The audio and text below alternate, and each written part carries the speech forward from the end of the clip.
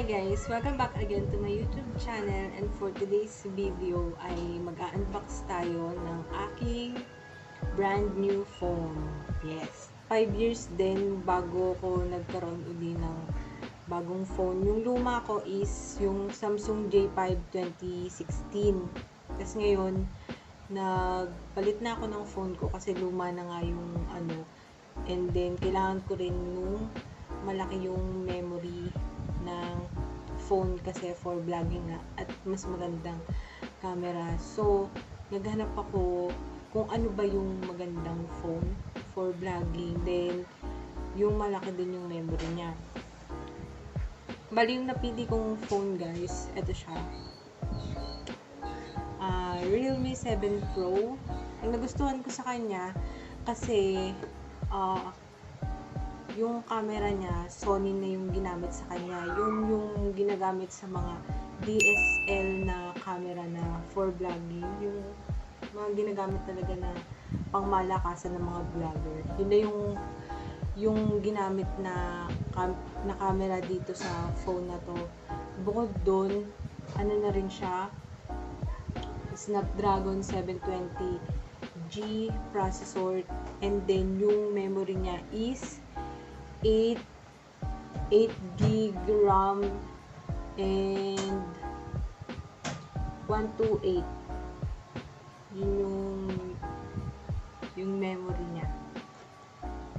So guys, kung gusto nyo ng full review about this phone, please watch na lang dun sa channel ni Sir Beans, yung sa Unbox Diary. Nandun yung full review about this phone guys, kung gaano siya kaganda. At super nagustuhan ko din sa kanya is yung pag sa video niya, yung sobrang stable ng video kahit na naglalakad ka, hindi siya shaky. So bali, first time ko lang magkaroon ng Realme phone kasi yung two phone na binili namin last year lang, mga 4 months ago, is Redmi phone, yung dalawa na pinangregalo namin sa anak ko na si Daphne. Tapos yung isa naman is yung kay EJ. So yun, first time ko magkaroon ng Realme. Sobrang natuwa ako kay Realme kasi ang dami ng previous guys. Katulad na ito. Yan. Meron siyang mug, tapos Bluetooth speaker, tapos extra na cord, and then meron din siyang pa-previous na wireless na Bluetooth earphone, and then meron din siyang ganito. Ayan, yung para sa phone. So, start na tayo guys. I-open na natin tong aking bagong cellphone. Di bali na gamit ko na rin to, na-open ko na to guys. I-open ko lang din ulit sa inyo. Share ko lang siya sa inyo. Bali ganito yung itsura ng packaging niya guys. Yan. Realme 7 Pro. And then, ganyan siya sa gilid. Ito yung sa likod niya. Sony 64MP quad camera. Bali, 4 yung camera niya sa likod. Tapos, nagustuhan ko rin sa kanya guys is yung charging niya. Napakabilis. Alam mo yung 0% yung battery mo. Within 35 minutes lang is mapupull na agad yung battery mo. And then, ito, 6.4 Super AMOLED full screen. Ang kagandahan sa AMOLED guys is sobrang ganda nung screen niya. Ang puti, unlike dun sa ibang phone na hindi AMOLED, na parang LCD lang siya. Medyo madilim siya, pero kay AMOLED display guys, ang ganda niya. Ang ganda nung, tas white na white siya. Yun yung ng AMOLED. And then, ang color na pinili ko, ang available lang kasi is yung parang silver, and then itong mirror blue. Mas type ko yung color ng mirror blue. So, ayan siya. 8 gig, 128 GB.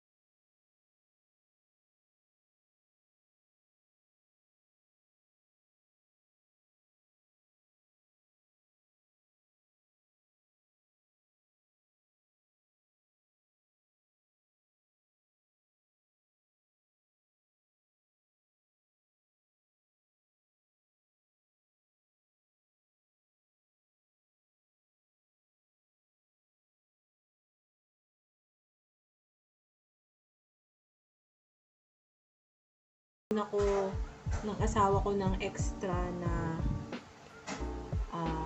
casing kasi mas matibay ito guys. Nirecommend din sa amin to nung staff nung Realme na maganda nga daw to, kahit bumagsak siya magbabounce lang yung phone mo kasi makapal yung dito niya. Kaya lang hindi ko siya gusto kasi ang dulas nung likod niya, pero syempre sayang, gagamitin ko pa rin. Itong pinaka-type ko kasi hindi siya madulas sa kamay, tapos fit na fit siya gamitin kasi ito medyo parang malaki na siya pagka hawak mo yung phone mo nakaganyan. Ito mas feel ko siya, yan, mas comfortable siya gamitin. And then ito naman yung mismong phone natin. Ayan, bago tayo tumungo sa phone, mismong phone natin, ito muna tayo guys. Ito pa yung sa loob ng box. Ayan, ito yung charger niya. Noong una nilibago ko sa kanya kasi sobrang laki niya. Compare mo dun sa ibang phone, ibang charger, tas mabigat siya, ang laki niya. Sa kalagay sa kanya is super dark. As in, sobrang ang bilis niya lang talaga guys mag-charge. 35 minutes lang. Tapos minsan, wala pang 35 minutes full na yung phone mo. Syempre, yung ating Type-C cord sa charger niya. At yung ating injector pin. Ayan. Yung wala na. Yun lang yung laman ng box niya. At ito naman yung ating phone. Bigyan tayo sa ating phone guys. Apps. Yan yung itsura niya.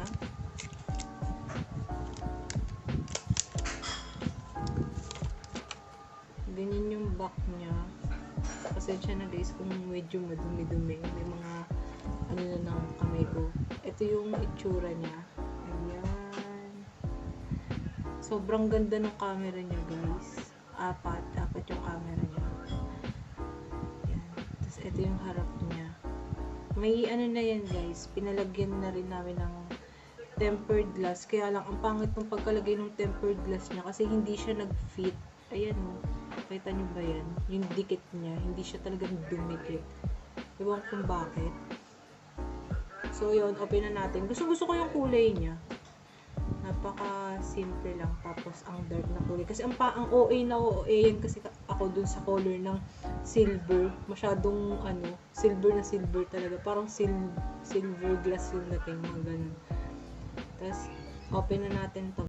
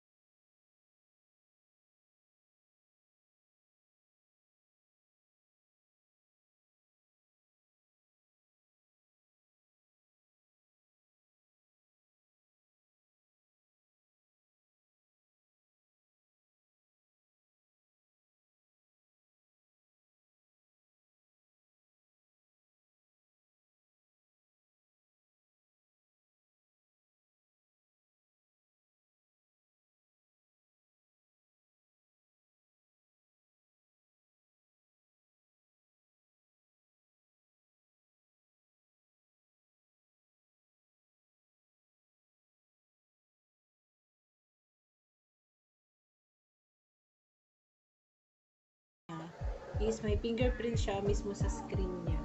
Ayan. I-aano mo lang yan. Yung fingerprint mo dyan. Open na siya. Hindi mo na kailangan type pa ng password mo. Ganun. Gaganon mo lang yung daliri mo. Tapos maganda rin sa kanya kasi minsan nakalapag lang siya. Katulad yan, nakalapag siyang ganyan. Tapos once na pakita ko sa inyo yan. Tapos siya na makalat yung mesa namin. Pag nakalapag siya ng ganyan, pagka kinuha mo siya, ayun no, nakita niyo yun, lumalabas agad yung sa fingerprint scanner niya. Yun yung maganda sa kanya. Pagka hindi mo na kailangang pindutin tong power na to, nade-detect niya agad na hawak mo yung phone or hinahawakan mo yung phone. Yung parang alam mo yung napipil niya pagka gagamitin mo siya or hahawakan mo siya. Lalabas yung fingerprint scanner niya. Yun yung isa sa pinaka nagustuhan ko sa kanya. Bukod dun sa phone, bukod dun sa camera niya. And syempre dun sa memory niya. Yun ang kaganda yung Realme 7 Pro. Again guys, hindi ako techie, hindi ako magaling sa mga review about sa mga unboxing ng mga ganito. Na-share ko lang siya sa inyo, syempre. For the content na rin at kung gaano kaganda yung Realme 7 Pro. Kung gusto nyo mapanood yung full review again, panoorin nyo na lang siya dun sa channel ni Sir Will sa Unbox Diary kasi dun ako talagang nanonood ng mga magandang mga phone about sa mga phone na good for vlogging. So, ayun lang guys. Ito na tatapos tong video na to. I hope nagustuhan nyo and please don't forget to like and subscribe to my YouTube channel and see you on my next video. Bye!